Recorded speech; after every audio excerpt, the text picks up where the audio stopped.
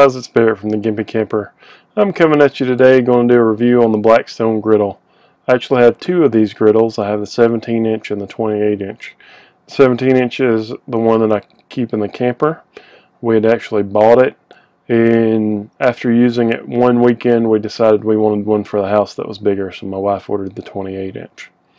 I actually also bought a 36-inch, but I bought it for my dad for Christmas when we went up to Michigan and got it on clearance. That's number one bonus material, is you can find a lot of these things on clearance into season for a lot cheaper than they normally are. There's also a lot of scams going on where people are saying they're selling you stuff like that really dirt cheap and not getting it in return. So don't fall for that. I see somebody on the Blackstone Griddle Owners Facebook group saying that they got took on that thing all the time. Don't do it. Buy it from a store. So this is one of those things that a lot of RV groups and stuff say you're drinking the Kool-Aid. You know, is it more beneficial than an electric griddle? You know, probably not that much, but it's nice to be outdoors and not have to deal with electrical cords. Granted, you have to deal with propane, but it's a different animal, in my opinion. Now, why would you want one? So what are the pros of having a propane griddle?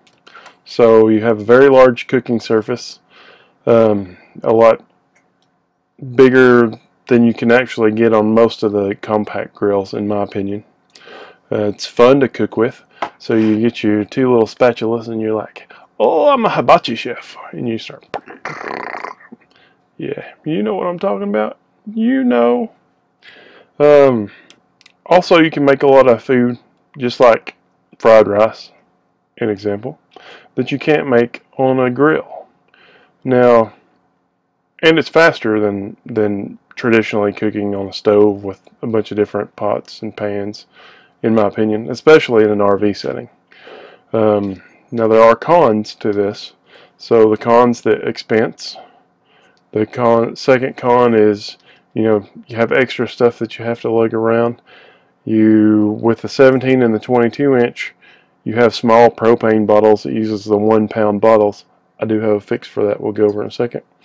And also cost of upgrades, which is where we picking up with the propane bottles. And so those little 1-pound tanks, you know, on the 17-inch and the 22-inch, they don't last very long. Maybe 2 cooks. That's what my experience was. And so you look for different things. You can get a hose to hook it up to a 20-pound tank. I've got a adapter for a quick connector and a quick connector hose to hook it straight into my camper. There's a quick connect plumbed into the gas underneath my camper. So I'm going to show you that here in a bit. You know, what's the difference between the 17 and the 22? Well, you say, obviously it's a few inches. Well, that's true, but there's other differences. And so the 22-inch also has 2 different heat zones. So you have 2 different burners.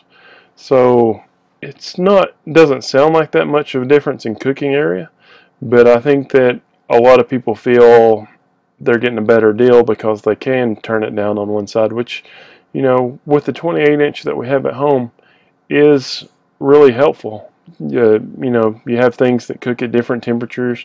You have sometimes you want to like let things simmer on one side while you're cooking something else on the other side. I understand that. And if I had to do it over again, I would probably pick the 22. I mean, it's a $30 difference, usually. Now, getting into money and cost. So, there's some new versions of this thing, and they are all over it on the Facebook groups. They're pretty. Oh, they're pretty. But they have the Pro version. It's $500. Yeah, it's a 36-inch griddle, but it's got some drawers in it and a cover on it. You know, for me, you can get these things on clearance, like I say.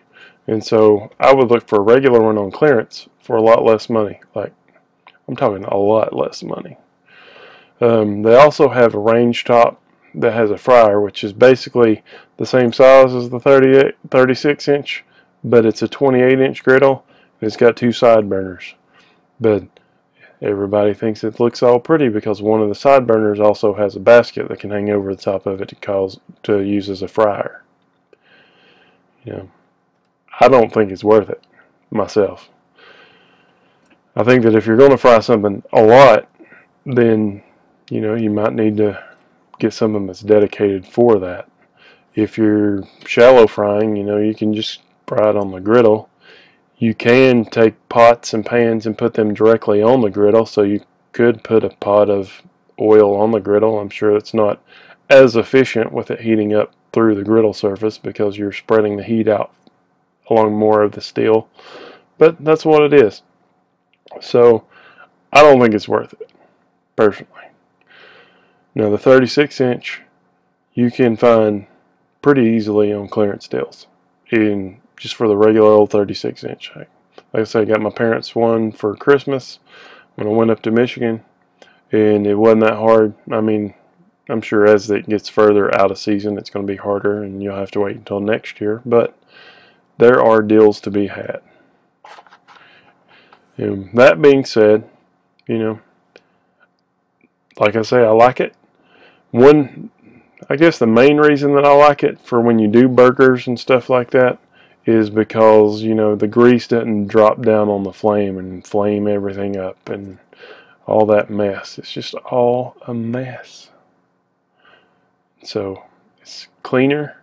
It's, I think, more compact than most grills are, and fits nicely in my storage bay. But that's all I got for you guys. I'm going to go ahead and end this video here, but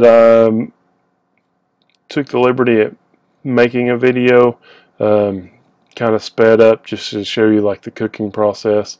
I'm going to have another video on how to clean it. Thanks for tuning in.